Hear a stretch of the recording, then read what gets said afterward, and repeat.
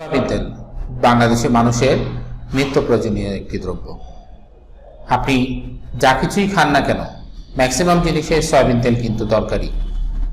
Soybean তেলের মধ্যেও কিন্তু অনেক কিছু ক্যাটাগরি রয়েছে।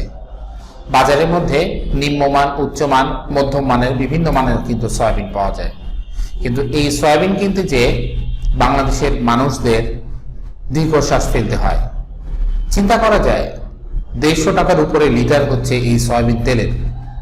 তাও নাকি আবার শোনা যাচ্ছে এই সয়াবিন তেল নাকি বাড়বে, সয়াবিন তেলের দাম বাড়বে। সামনে রমজান না, আমরা বাঙালিরা তো রমজানের প্রত্যেকটি পণ্যের দ্রব্য মূল্য বাড়াই। কিন্তু আপনি যদি একটু খেয়াল করেন পশ্চিমা বিশ্বের দিকে, সেই বিশ্বের দেশগুলোতে রমজানে পণ্যের দাম আরো কমায়, তারা অনেক কম মুনাফা করে সওয়াবের উদ্দেশ্যে। আর আমরা দ্রব্যমূল্যের বাড়াতে বাড়াতে এমন একটা পর্যায়ে নিয়ে যাই, সাধারণ মানুষের ক্রয় ক্ষমতার বাহিরে চলে যায়। বিগত সরকারের আমলে, নির্বাচিত সরকারের আমলে অনেকেই কিন্তু বিভিন্ন সিন্ডিকেটের চেহারা কিন্তু দেখেছে। এই ভোজ্য তেল নিয়ে বাংলাদেশের কিছু শিল্প গোষ্ঠী রয়েছে, যারা হচ্ছে একটা সিন্ডিকেট করে আর বলে হচ্ছে যে বহির্বিশ্বে নাকি আন্তর্জাতিক বাজারে এর দাম বেড়েছে। আন্তর্জাতিক বাজারে দাম যদি ধরে নেন 2 টাকা বাড়ে, এরা বাড়ায় হচ্ছে 4 টাকা। আদৌ কিন্তু এটা অবাস্তব কথা নয়।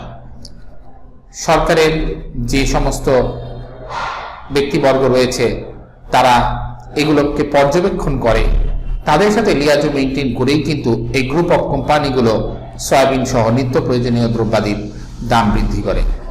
কিন্তু এই 5ই আগস্টের পরে ডক্টর ইউনূসের নেতৃত্বে যে অন্তর্বর্তীকালীন সরকার এসেছিল, এক্ষেত্রে কিন্তু মানুষ একটি ভিন্নভাবে চিন্তা করেছিল। কিন্তু এই সরকারের শিল্প উপদেষ্টা আবারও সয়াবিন তেলের দাম বৃদ্ধির ঘোষণা দিয়েছেন। তিনি যে কারণ বর্ণনা করেছেন সেটি হচ্ছে আন্তর্জাতিক বাজারে এর দামটা অনেকই বেড়ে গিয়েছে। হ্যাঁ, ঠিক আছে, আমিও এই কথার সাথে একমত। কিন্তু বাজারের সিন্ডিকেটটা যে এখনো তারা ভাঙতে পারেননি, বা সিন্ডিকেটের কারণে, মজুতদারির কারণে দামের ঊর্ধ্বগতি যে রয়েছে, এটাও কিন্তু উনি মেনে নিয়েছেন। খোলা বাজারে যে সমস্ত সয়াবিন তেল পাওয়া যায়, একটি হচ্ছে খোলা সয়াবিন তেল, আরেকটি হচ্ছে বোতলজাত সয়াবিন তেল। প্রত্যেকটি সয়াবিন তেলের লিটারে 8 টাকা করে বৃদ্ধি পেয়েছে। এই 8 টাকা করে বৃদ্ধি পাওয়ার পর খুচরা বাজারে বোতলজাত সয়াবিন তেলের দাম প্রতি লিটারে দাঁড়িয়েছে 175 টাকা।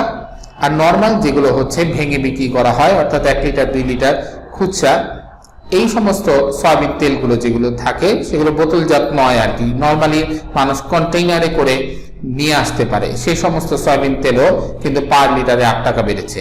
বেড়ে তার দাম হয়েছে 157 টাকা। যতই দাম বাড়ুক না কেন, বাঙালি কিন্তু কিনেই, বাঙালি কিনতে হবেই। কেননা এই বাঙালিকে এই সয়াবিন তেল দিয়েই কিন্তু তার তরকারি সহ অন্যান্য খাবারের দ্রব্যাদি তৈরি করতে হবে। অর্থাৎ পানির মতোই এখন সয়াবিন তেল মানুষের জীবনের সাথে ওতপ্রোতভাবে জড়িত। কি পদক্ষেপ নিবে এই গভর্নমেন্ট, সেটাই এখন দেখার ব্যাপার।